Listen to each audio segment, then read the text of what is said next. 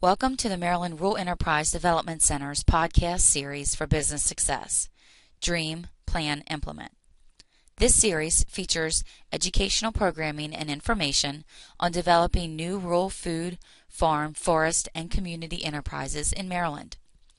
The center provides resources and support for business development and marketing to rural entrepreneurs, processors, and new and next generation farmers.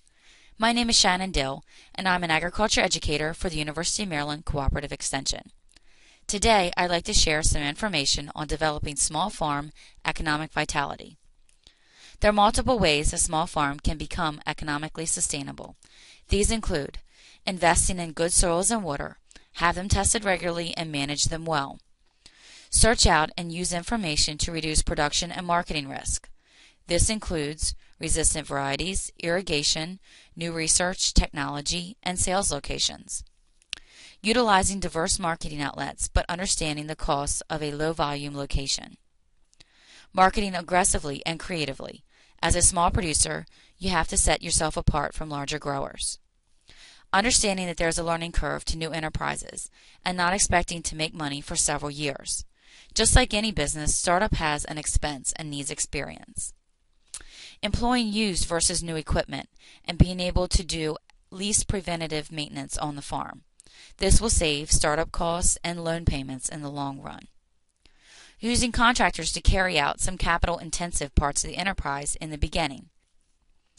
Matching work to the family's time, desires, and abilities. Remember, farming is a lifestyle. Diversifying sources of earnings, including off-farm income, to produce a solid, year-round cash flow.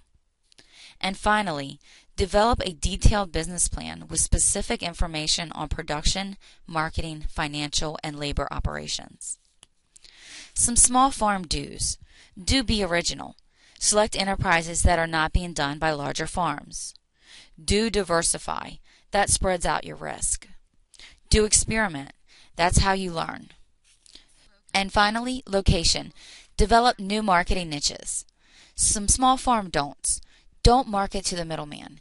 You want to sell directly to the customer. Don't hire outside labor. It increases costs, and oftentimes the labor that you hire is unreliable. Don't get too far in debt. Remember, nobody went into small farming to get rich. And don't overwork yourself on the farm. Remember why you got into farming.